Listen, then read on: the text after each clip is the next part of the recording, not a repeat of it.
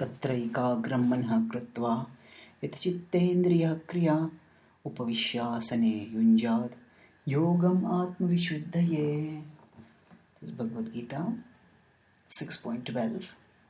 Krishna is describing the process of yoga, in which he is talking about the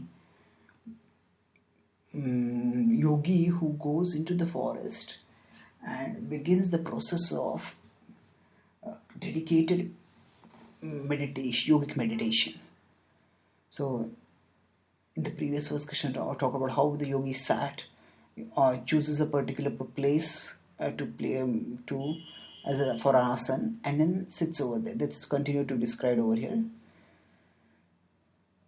Tatra means at that place. That place was a clean place, not too high, not too low, with a kusha and chailaj, with a deer skin and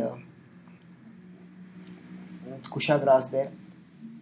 Tatraikagram manah kritva.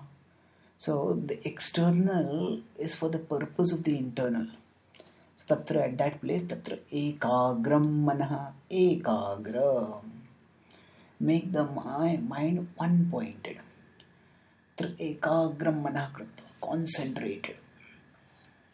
Krishna uses the same word ekagra at the conclusion of his instructions when he asks Arjuna in 18.72, Kachideta Shrutam Partha Tvai Ekagrena Chetasa. Arjuna, have you heard this with one-pointed intelligence? So, the one-pointedness that the yogis use for, that the Ashtanga yogis use for their process of Ashtanga yoga and internal meditation, the Bhakti yogis use the same one-pointedness in the process of devotional service for hearing, in remembrance of Krishna. Then there is comprehension, there is realization, there is satisfaction. Satra ekagram manah kritva. So one-pointed, one makes the mind. Manah kritva. Tatra ekagram manah kritva. Then yata chittendriya kriya. Yata. At that place, what does one do? Chittendriya kriya. So after making the mind one-pointed, now what does making the one-pointed involve? The chitta indriya kriya. So one-pointedness in chitta, that is consciousness. So actually chitta is specifically the consciousness that is rooted through matter. The soul is spiritual consciousness, and the consciousness that is rooted through matter is called chitta. So Sat Chitananda, CIT Chit, is the chit, the enlightenment and the conscious aspect of the soul. But when that conscious aspect of the soul is rooted through matter into this material world, that materially embodied consciousness of the soul is called chitta. So just like a person who is sitting in a movie theater, that person can see the walls of the movie theater, the neighbors who are sitting on the other seats, can see all the other things also. But once that movie watcher's attention gets focused on the movie screen, then the consciousness enters into the movie screen and starts experiencing the world that is depicted over there. So, if you consider the body to be like the movie theater and the spectator to be like the soul, then the spectator's capacity to perceive other things in the movie theater apart from the movie on the screen, that capacity of the spectator is like the soul's chitta. So soul is capable of perceiving spiritual reality beyond the body also. But currently, just like a movie theater, a movie watcher who is completely absorbed, obsessed, lost in the movie. So like that, the soul is currently caught in the body, abhinivesha. There's absorption in the body, yata chitta. So that embodied consciousness of the soul is called chitta. And now this chitta which is caught in the body needs to be rooted towards spirit through the body till it becomes spiritually aware, and then it can become disentangled from the body. So this chitta runs here and there, seeking various kinds of titillations and pleasures. So now the yogi, in order to draw the chitta out of the material world, out of matter, first makes it one-pointed. So yata chitta, that consciousness is ekagrata, is fixed. And then not only the consciousness is internal, but indriya kriya, the senses and the actions that we perform using the senses. Karmendriya we use for performing various actions. It's chittendriya kriya. So one controls this thing.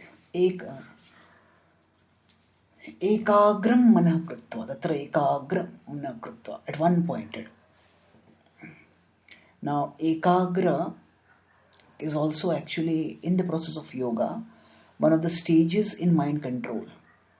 There are 5 stages of the control mind, which we will discuss in more detail when we come to the 19-20th verses of Samadhi. But here briefly, they are called as Moodha, Kshipta, Vikshipta, Ekagrata and Nirodha.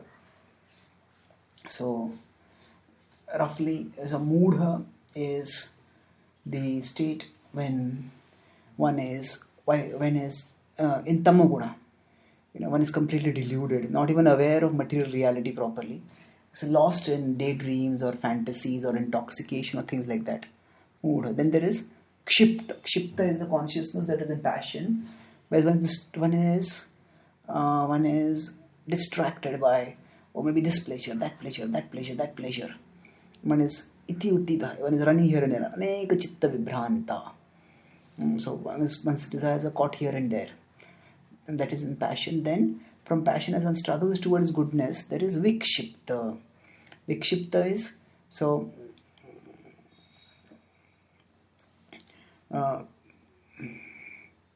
actually one is trying to concentrate, though one has not succeeded in concentration, but at least one is striving. At vikshipta, one is just running here and there. In vikshipta, one is trying to concentrate. And then there is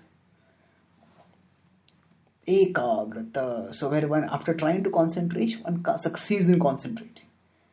And then there is nirodha. Nirodha means the material consciousness shuts down, and gradually afterwards the spiritual consciousness awakens. So that's like the person stops watching the movie, and then after that the person will start looking at the other things outside, apart from the movie, what all is reality. So here, before one can come to disentangling of consciousness from the body, there is first of all focusing on the consciousness on some particular thing, by which it does not flitter here and there at the material level. So after making this ekagra like that, upavishya sane yunjad, upavishya. So one gives upavishya asane yunjad. So one sits firmly. Yogam atma vishuddhaye. Yoga. One starts the practice of yoga for what purpose? Atma vishuddhaye. For the sake of purification. Krishna has talked about purification as the purpose of the yoga, of even the karma yogi. So in 5.11 he said, Kayena manasa buddhya Kevalairindriyairapi yogina karma kuruvanti sangam tyaktva atma shuddhaye.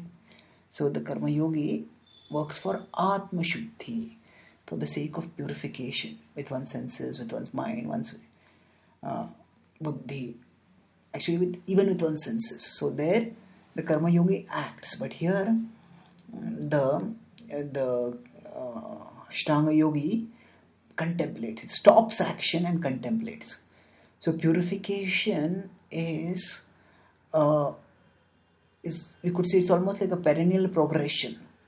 There's a certain level of purification that the karma yogi achieves by action, and there is subsequent purification that the Ashtanga yogi achieves by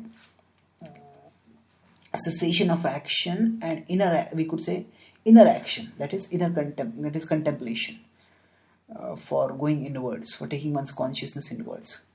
So here what the yogi does is sits in a asana. So after that was mentioned in previous verse, and the point is here, So control so that there can be the inner journey afterwards. Tatraikagram manah kritva iti chittendriya kriya. So you fix the mind at one point, and for that purpose keep the consciousness, the senses, the actions under control, and seated in one place. We shall say yogam atma vishuddhaye, for the sake of purification. So in this way the yogi presses on in the inner journey. Thank you.